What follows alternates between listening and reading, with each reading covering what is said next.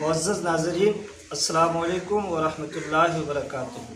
وعلیکم السلام۔ آج ہم ایک ایصال ثواب کی محفل میں شرکت کی سعادت حاصل کر رہے ہیں، جو ہمارے ڈاکٹر فاروق صاحب کی جانب سے آج کی یہ محفل منعقد ہوئی ہے۔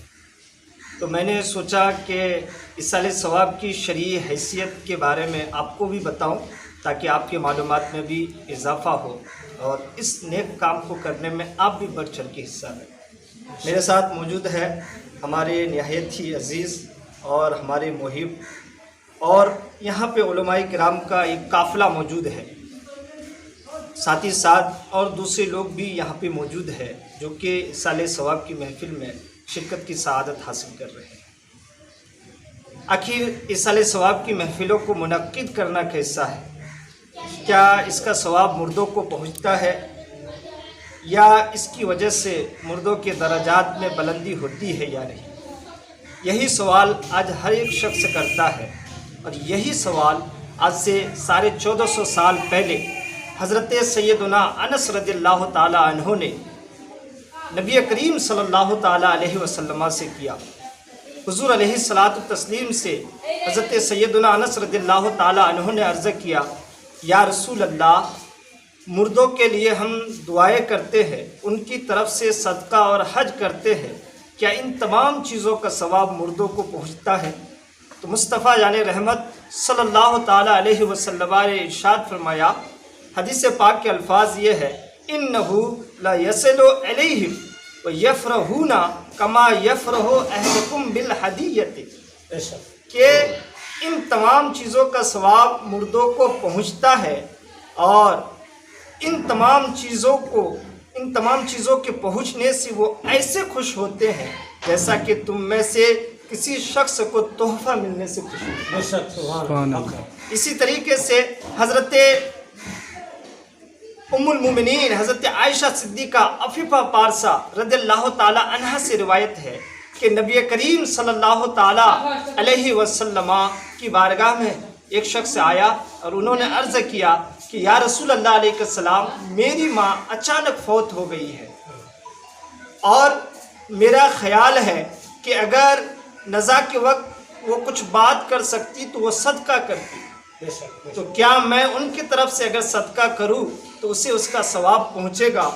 تو حضور نبی رحمت صلی اللہ تعالیٰ علیہ وسلم نے ارشاد فرمایا کہ ضرور اس کا ثواب تمہاری ماں کو پہنچے گا۔ اور اسی طریقے سے حضرت ابو ہریرہ رضی اللہ تعالی عنہ سے روایت ہے، فرماتے ہیں کہ ایک شخص نبی کریم صلی اللہ تعالی علیہ وسلم کی بارگاہ میں آیا اور انہوں نے عرض کیا کہ یا رسول اللہ علیہ السلام، میرا والد انتقال کر چکا ہے اور انہوں نے اپنے پیچھے مال چھوڑا ہے، لیکن انہوں نے مجھے کوئی وصیت نہیں کی ہے، تو کیا میں ان کی طرف سے اگر صدقہ کروں تو کیا وہ اس کے گناہوں کا کفارہ ہوگا؟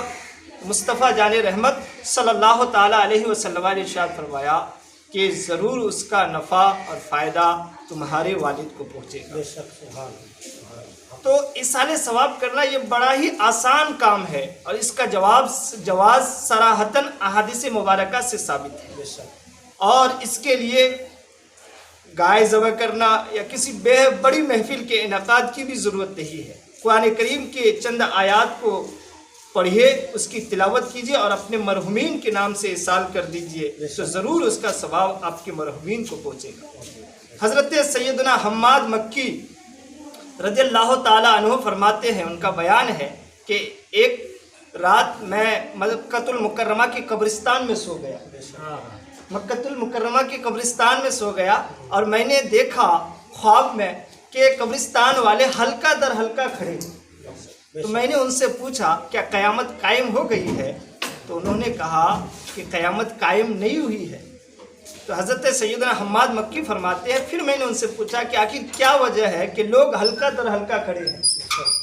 تو قبرستان والوں نے جواب دیا کہ صرف اس کی وجہ یہ ہے کہ ایک مسلمان بھائی کا ہمارے قبرستان سے گزر ہوا، اور انہوں نے قل هو اللہ احد پڑھ کر ہمیں ایصال ثواب کیا، تو اس کے ثواب کا یہ عالم ہے کہ 1 سال تک ہم اس کے ثواب کو تقسیم کرتے ہیں۔ بے شک سبحان اللہ حق ہے۔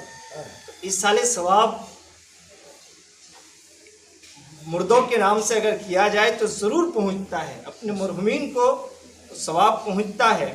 اور سیدنا اعلیٰ حضرت امام احمد رضا خان فاضل بریلوی رضی اللہ تعالیٰ عنہ نے ارشاد فرمایا کہ جب بھی اپنے مرحومین کو ایصال ثواب کریں تو ہونا یہ چاہیے کہ جو نہیں موجود ہے، جو موجود ہے یا قیامت تک جو آنے والے ہیں، سب کے نام سے ایصال ثواب کریں بے شک تو سبحان ہو اللہ، سکتا ہے۔ اللہ کی رحمت سے امید ہے کہ اس طریقے سے کرنے سے اللہ تبارک و تعالیٰ ان تمام لوگوں کے گنتی کے برابر ثواب عطا فرمائے۔ سبحان اللہ بے شک بے شک تو حق ہے۔ اور ان کے علاوہ بہت ساری احادیث موجود ہے کہ جس میں ایصال ثواب کی صراحتاً، ایصال ثواب کے جواز کا صراحتاً ذکر ہے، اور یہ سارے اعمال ایسے ہیں کہ جن کو صحابہ کرام نے انجام دیا اور خود حضور صلی اللہ تعالیٰ علیہ وسلم کے حکم سے انجام دیا۔